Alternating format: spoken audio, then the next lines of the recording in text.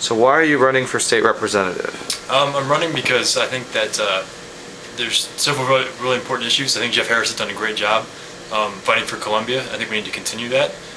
There's certainly been some elements down in Jefferson City that have been pushing issues that have been very detrimental to the citizens of Missouri and Columbia. And I think I bring a unique perspective that nobody else in Jeff City will have, both as an Iraq War vet and as a younger person dealing with issues that a lot of people, lawmakers in Jefferson City, probably aren't really dealing with themselves right now. How are you going to parlay your experience, for example, from being in the military as well as being a young person into actually being in the legislature? I think Jefferson City is about people from all walks of life at different points in their life coming together to do what's best for the state. And as somebody that recently graduated from college and had to deal with getting health insurance after I moved off my college health insurance, works trying to pay off student loans, friends who are trying to find jobs. I think I have I face issues every day that people all in Missouri face, and also that the people down in Jeff City maybe several years removed from. So I think I bring a fresh perspective on that. And I think that my time in Iraq, like I like to say, that Fallujah put a little bit of steel in my soul. That I can go anywhere in the state and know that I don't have to be afraid of anybody. There's nobody in the state that can intimidate me. I've already been through the worst that the world has to offer.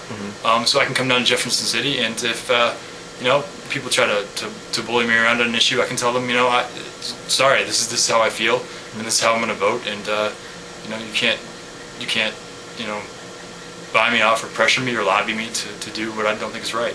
What is your vision, for example, for health care in the state? For health care, for one, the immediate goal is to reverse the blunt Medicaid cuts.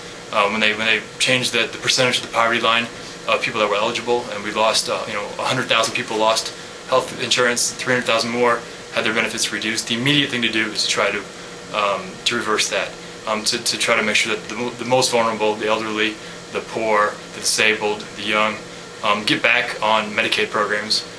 In addition to that, that will also bring in matching grants. We've given up over $1 billion in federal matching funds by not spending state money on Medicaid, and that just devastated the health industry. And Columbia is a huge healthcare town, and that's money that's not being used to treat Missourians. It's money that's not being used to keep our health infrastructure strong.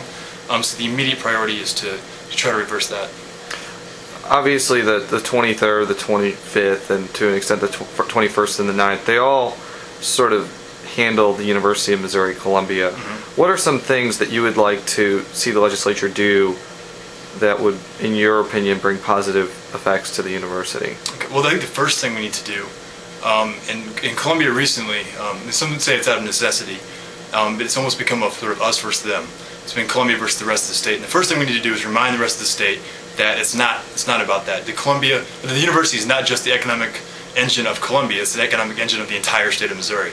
And that the people from the economic health of the state, from Hannibal to Springfield, depend on how well we educate our workers, how well we educate our young future citizens. So we need to remind people that the role the university plays for the whole state. Then we need to, the proportion of state funding has fallen dramatically, over the last 10 years. So we need to find ways to try to reverse that. We need to find ways to make sure that money is not tied to limiting research at the university. That academic freedom is paramount, and that academic freedom really, almost at all costs, is something we need to protect. And that's something that the Columbia delegation has done very well on.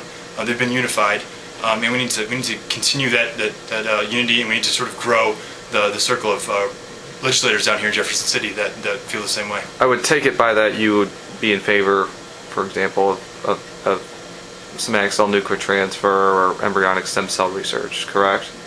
Yes, and beyond it, it's not really a matter of even if you're in favor or you're not in favor of it. It's a matter of letting researchers at the university operate within the parameters of well-established professional limits set by their industry, and not people in Jefferson City dictating what sort of research they can do. I do support that, but even if I didn't, I would think that that should be something that the university would be academically capable of deciding on their own. Final question. Why should Democratic voters of the 23rd District choose you instead of Candy Iveson? I think we're both great candidates. I think we'll both do a good job representing the people of the 23rd District. I do think I have a unique perspective. I do think that I can bring sort of a creative energy to Jefferson City. And I think I can operate well in terms of getting people, both Democrats and Republicans, urban and rural, to work together. I think that because of my background, people are willing to listen to me who may otherwise not really be interested in working with a Democratic policymaker. And I think I can find the common ground. And also, like I said earlier, I think I have a steel in my soul that when the time does come to fight, once compromise has been exhausted, once we've tried to work together, and if that fails, I'm not scared to go to the mat for the people of the 23rd District. All right.